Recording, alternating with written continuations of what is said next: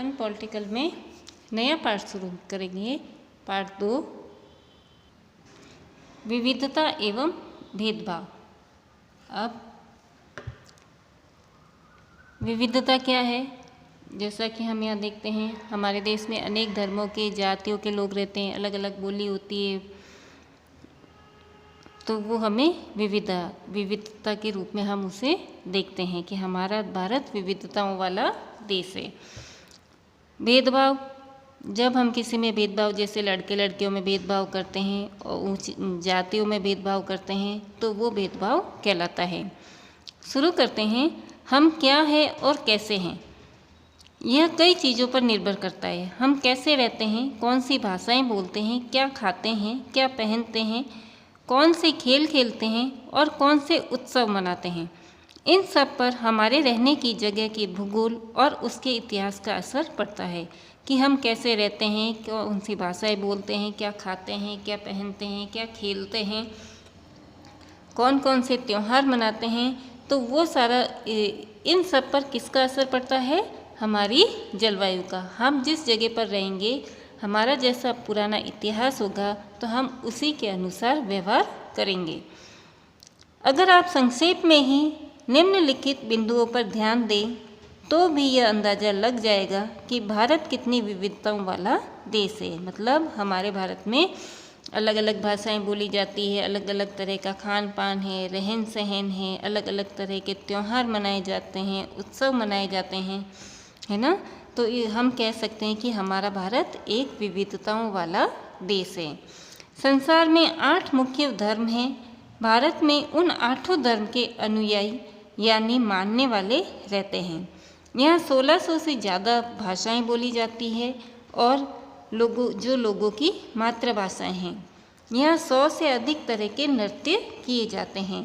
अब इन नृत्य, अलग अलग भाषाएं, अलग अलग धर्म के कारण हम कह सकते हैं कि हमारा भारत विविधताओं वाला देश है। यह विविधता हमेशा खुश होने का कारण नहीं बनती। हम उन लोगों के साथ सुरक्षित एवं आश्वस्त महसूस करते हैं जो हमारी तरह दिखते हैं और बात करते हैं, कपड़े पहनते हैं और हमारी तरह ही सोचते हैं, है ना। जो लोग हमारे जैसे ही दिखते हैं, हम उनके जैसे खान पान है, रहन सहन, कपड़े वगैरह सब हम उनके जैसे, तो वो हमें अच्छे लगते हैं और हम उनके साथ सुरक्षित महसूस करते हैं। कभी कभी जब हम ऐसे लोगों से मिलते हैं जो हमसे बहुत भिन्न होते हैं, तो हमें वे बहुत अजीब और अपरिचित लग सकते हैं। कई बार हम समझ ही नहीं पाते या जान ही नहीं पाते कि वे हमसे अलग क्यों हैं, है ना। जब हम कभी कभी दूसरे धर्म के लोगों के साथ मिलते जुलते हैं, तो हम ऐसा कहते हैं ना कि ये कैसे रहते हैं, इनका कैसा एक खान पान कैसा है, इनकी वेशभूषा कैसी है, इनकी भाषा भी अलग है। तो लोग अपने से अलग दिखने वालों के बारे में खास तरह की राय बना लेते हैं और हम ऐसी एक धारणा बना लेते हैं कि ये तो दूसरे धर्म के लोग हैं, या इनकी भाषा अलग है, ये बाहर के रहने वाले हैं, इनका खान पान अच्छा है या अच्छा नहीं है। तो कई तरह की अलग अलग हम उनके बारे में धारणाएं बना लेते हैं। इनमें से कुछ कथन ग्रामीण लोगों को अज्ञानी की तरह देखते हैं, जबकि शहर में रहने वाले लोगों को आलसी एवं सिर्फ पैसे के सरोकार रखने वालों की तरह देखते हैं। अब हम अपनी पहले से ये धारणा बना लेते हैं कि गांव के लोग अज्ञानी होते हैं, अनपढ़ होते हैं, पढ़े लिखे नहीं होते हैं, खेतों में काम करने वाले होते हैं, और इसके विपरीत शहर वालों के लिए ये धारणा बना लेते हैं वे पढ़े लिखे होते हैं, पैसे वाले होते हैं, इनके पास गाड़ियाँ होती हैं। तो इस तरीके से हम लोगों के बारे में पहले से ही अपने मन में धारणा बना लेते हैं, एक अलग सोच बना लेते हैं। जब हम किसी के बारे में पहले से ही कोई राय बना लेते हैं और उसे हम अपने दिमाग में बिठा लेते हैं, तो वह पूर्वाग्रह का रूप ले लेती है। पूर्वाग्रह मतलब उनके बारे में पहले से ही अलग भावना बना लेना या अलग उनके बारे में सोच लेना। ज़्यादातर यह राय नकारात्मक होती है, जैसा कि कथनों में दिया गया है। लोगों को आलसी या कंजूस मानना भी पूर्वाग्रह। अब हमारा किसी के साथ कोई संबंध ही नहीं है और हम उसको देख के पहले से कह देते हैं कि ये तो कंजूस है, ये तो आलसी है ना। लेकिन वो हम उसके बारे में सोच बना लेते हैं। बाकी चाहे वो आदमी कंजूस हो या ना हो, ये हमारा पूर्वाग्रह कहलाता है।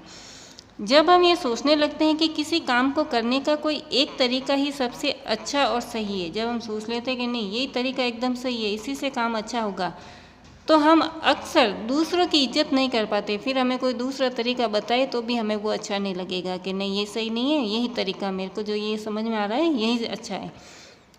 जो उसी काम को दूसरी तरह से करना पसंद करते हैं। उदाहरण के लिए अगर हम सोचें कि अंग्रेजी सबसे अच्छी भाषा है तो हमें दूसरी भाषाएं महत्वपूर्ण नहीं लगेगी, तो हम अन्य भाषाओं को बहुत नकारात्मक रूप में देखते हैं। अब हमें अंग्रेजी पढ़ना अच्छा लगता है, अंग्रेजी हमें आती है, हमारी भाषा अंग्रेजी है, तो हमें केवल वही भाषा अच्छी लगेगी। फिर चाहे दूसरी भाषाएं कोई भी हो हमें वो अच्छी नहीं लगेगी, उनके लिए हम एक नकारात्मक दृष्टिकोण बना लेते हैं कि नहीं ये अच्छी भाषा नहीं है।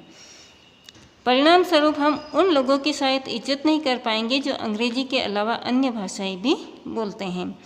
हम कई चीज़ों के बारे में पूर्वाग्रही हो जाते हैं। कई चीज़ें होती हैं जिनके बारे में हम पहले से ही अनुमान लगाकर बैठ जाते हैं। लोगों के धार्मिक विश्वास, उनकी चमड़ी का रंग, जिस क्षेत्र से वे आते हैं, जिस तरह से वे बोलते हैं, कपड़े पहनते हैं आदि, तो उनके कपड़े में रहन सहन, बोलने आदि के बारे में हम पहले से ही उनके प्रति एक गलत भावना बना लेते हैं या अच्छी भावना बना लेते हैं, तो उसे कहते हैं पूर्वाग्रह। अक्सर दूसरों के बारे में बनाए गए हमारे पूर्वाग्रह इतने पक्के और हम उन बातों को इतना मजबूत कर लेते हैं कि हम उनसे दोस्ती भी नहीं करना चाहते कि नहीं ये तो दूसरे धर्म के हैं, इनका रहन सहन अलग है, इनका खान पान अलग है, इनकी भाषा अलग है, तो वो हमें फिर अच्छे भी नहीं लगते हैं। इस वजह से कई बार हमारा व्यवहार ऐसा होता है कि हम उन्हें दुख पहुंचा देते हैं। ठीक है बच्चों, अब इसके लिए आगे हम तो ये सारा हमने क्या पढ़ा, अलग अलग विविधताओं के बारे में। कल हम पढ़ेंगे भेदभाव के बारे में कि लड़के और लड़कियों में भेदभाव कैसे किया जाता है, क्यों किया जाता है। धन्यवाद।